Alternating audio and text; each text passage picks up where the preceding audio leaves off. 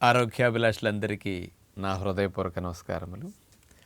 మన శరీరానికి 100-90% మందికి పోషకాహార లోపాలు అంటే కొంతమందికి ఒక్కొక్క రకం ఉంటే మరికొంతమందికి వేరే రకాలు ఉంటాయి. ఏదో ఒక లోపం అనేది అందరిలోనే కనపడుతుంది.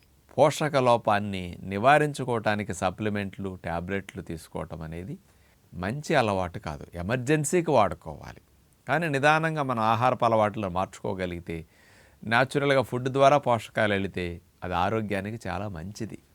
ప్రతిదానికి మందు కెమికల్ రూపంలో పంపించడం కరెక్ట్ కాదు. అలాంటి పోషకాలున్న ఆహారాలు మనకి కావాలి.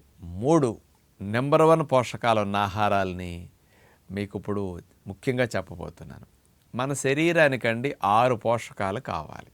విటమిన్స్, మినరల్స్, ఫైబర్, కార్బోహైడ్రేట్స్ అంటే పిండి పదార్థాలు, ప్రోటీన్స్ మాంసకృతులు, కొవ్వు పదార్థాలు.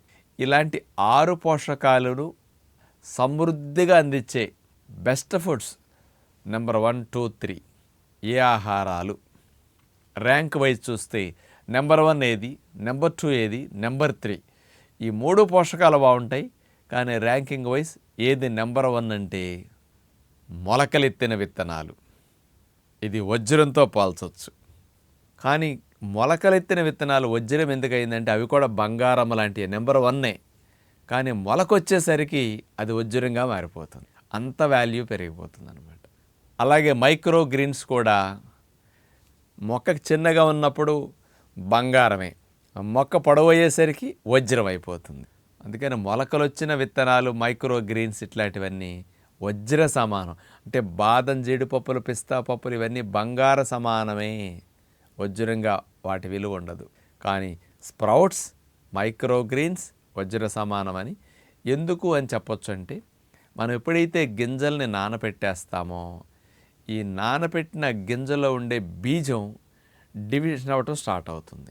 నానేసరికి గాలిలో ఉండే నత్రజని కొన్ని కెమికల్ రియాక్షన్ జరిగి ఇక లోపల ఉన్న బీజం బయటికి రావడం మొదలెడుతుంది. నీళ్ళలో తీసి బయట ఆరబెట్టి లేదా మూట కట్టేసామనుకోండి, మొక్క బయటకు వస్తుంది. 2 రోజులకి ఇంత పొడుగు మొక్క వస్తుంది. బయటకు వచ్చిన మొక్క అంతా బోనస్ అన్నమాట. మనకి బయటకు వచ్చిన ఈ మొలకలన్నీ కూడా మీకు మైక్రోన్యూట్రియంట్స్, యాంటీ ఆక్సిడెంట్స్ రిచ్గా ఉంటాయి. అంటే గింజకు బయటకు మొక్క వచ్చిందంటే రూపాయి, 2 రూపాయలు అయిపోయినట్టు. 2 రోజుల్లో దాని విలువ డబుల్ అయిపోతుంది. అందుకే నేను అంటాను, 2 ఎండు గింజలు ఈజుకోటి ఒక మొక్క వచ్చిన గింజకు సమానము అని. అంత వాల్యూస్ పెరిగిపోతాయి. అందుకని అన్నిటికంటే నేచర్లో లభించే ఆహారాలన్నిట్లో అంటే కూరగాయలు, ఆకుకూరలు, దుంపకూరలు, పళ్ళు, మాంసాహారాలు, ఈ చిరుధాన్యాలు ఇన్ని తింటున్నాం కదా మనం.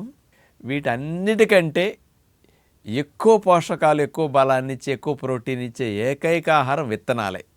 25% దగ్గర ప్రోటీన్ విత్తనాల్లో ఉంటుంది, 20-25 మధ్యలో. అలాంటి హై ప్రోటీన్ విత్తనాలని స్ప్రౌటింగ్ చేసాము అంటే పోషకాలు పెరుగుతాయి. ఇమ్యూనిటీని బూస్ట్ చేయడానికి మైక్రోన్యూట్రియంట్ చాలా ఎక్కువ ఉంటాయి. దీనితో పాటు గింజలకు మొలక కట్టాము అంటే తేలిగ్గా డైజెషన్ అవుతాయి. అందులో ఎంజైమ్స్ బాగా ప్రొడ్యూస్ అవుతాయి, అన్నీ బ్రేక్ డౌన్ అవుతాయి సులభంగా డైజెషన్ అయ్యే స్థితికి. అందుకని మన శరీరానికి కావలసిన విధంగా కన్వర్షన్ జరుగుతుంది స్ప్రౌటింగ్ వచ్చినప్పుడు. అందుకని అలా మొలక కట్టడం వల్ల ఇలాంటి బెనిఫిట్స్ అన్నీ బాగా వస్తాయి. అందుకని గింజల్ని మొలక కట్టడం అనేది బంగారం లాంటిదని వజ్రంగా మార్చుకునే మెకానిజం. అందుకని ఇప్పుడున్న హార్మోన్ సమస్యలన్నిటికీ నెంబర్ 1 పరిష్కారం స్ప్రౌట్స్. అందుకని పిల్లలు పుట్టకపోయినా, ఎగ్గ క్వాలిటీ సరిగా లేకపోయినా, అట్లాగే AMH లెవెల్ కొద్దిగా సరిగా లేకపోయినా, మగవాళ్ళకి వీరికణాల మోటిలిటీ సరిగా లేకపోయినా, థైరాయిడ్ సమస్యలు, పీరియడ్స్ ప్రాబ్లమ్స్, మెనోపాజ్ లక్షణాలు, PMS సిమ్టమ్స్ ఇట్లాంటివన్నిటినీ తగ్గించడానికి అన్వాంటెడ్ హెయిర్ కానించి స్ప్రౌట్స్ బెస్ట్ మెడిసిన్ అనుకోండి. Medicinal food sprouts, hormonal diet అంటే స్ప్రౌట్స్ అని మీరు గుర్తుపెట్టుకోవాలి. అలాంటి స్ప్రౌట్స్ని ఎక్కువ పోషకాలు ఉన్న నెంబర్ 1 ఆహార జాబితాలో మీరు ఎప్పుడు గుర్తుపెట్టుకోవాలి. ఇక 2వ రకం, ఇంకొంచెం గ్యాస్ తగ్గాలి, ఇంకొంచెం ఫ్రీగా మనం స్ప్రౌట్స్ తినలేకపోతున్నాం అనుకున్న వాళ్ళు మైక్రో గ్రీన్స్, తోటకూర విత్తనాలు, ఇతర కొన్ని గింజల రకరకాలు ఉంటాయి కదా, మనకు ఆవాలు కాడించి అన్నిటినీ మైక్రో గ్రీన్స్లా పెంచుకోవచ్చు అనమాట. ఇప్పుడు పెసలు కూడా మైక్రో గ్రీన్లా పెంచవచ్చు మీరు. అట్లాగే ఇట్లా ప్రతిదాన్ని ఒక 3 రోజులు 4 రోజులు ఉంచితే ఇంతంత పొడుగులు 3 అంగుళాలు 4 అంగుళాలు 5 అంగుళాలు మొలకలు వచ్చేస్తాయి. ఆకు బయటకు వస్తుంది మొక్క నుంచి. అలా మైక్రో గ్రీన్స్ తయారు చేస్తే ఇంకా తేలిగ్గా డైజెషన్ అవుతాయి, ఇంకా సూక్ష్మ పోషకాలు బాగా పెరుగుతాయి. అందుకని ఈ మధ్య వరల్డ్ వైడ్ అంతా మైక్రో గ్రీన్స్ మీద పడ్డారు.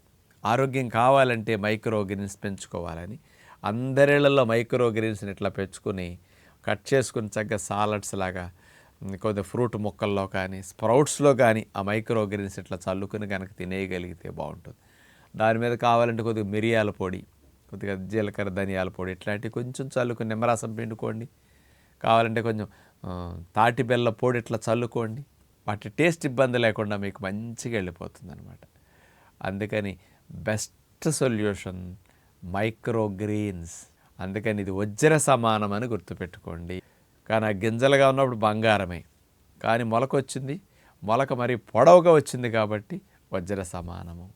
ఇక మూడవది ఎండు విత్తనాలు, అంటే పుచ్చ గింజలు, ప్రొద్దుతిరుడు పప్పు, గుమ్మడి గింజల పప్పు, బాదం పప్పు, పిస్తా పప్పు, వాల్నట్స్, జీడిపప్పు, చియా సీడ్స్, ఇలా అవిసె గింజలు, ఇలాంటివన్నీ, కొబ్బరి, వేరుశెనగ పప్పులు, నువ్వులు, ఇవన్నీ అత్యధికమైన బలాన్ని, ఎక్కువ ప్రోటీన్ని, ఎక్కువ పోషకాలని అన్ని రకాలుగా అందించే బెస్ట్ ఆహారం అంటే విత్తనాలు. ఈ విత్తనాలని ప్రతిరోజు కంపల్సరీ తినాలని మేము పెట్టుకోవాలి. ఈ విత్తనాలు తినేటప్పుడు నానపెట్టుకుని తినాలి. అందుకని ఏ విత్తనాలు దేనికి నెంబర్ 1 నేను చాలా వీడియోస్లో చెప్పుంటాను, మీరు అట్లా చూసి ఉపయోగించుకోవచ్చు. ప్రతిరోజు 3-4 విత్తనాలనైనా కంపల్సరీ నానపెట్టుకుని ఎక్కువ మొత్తంలో ఆ విత్తనాలు తినాలని గుర్తుపెట్టుకోవాలి మీరు. అలాంటి ఈ నట్స్ మన ఆహారంలో దినచర్యలో ఒక భాగం కావాలి.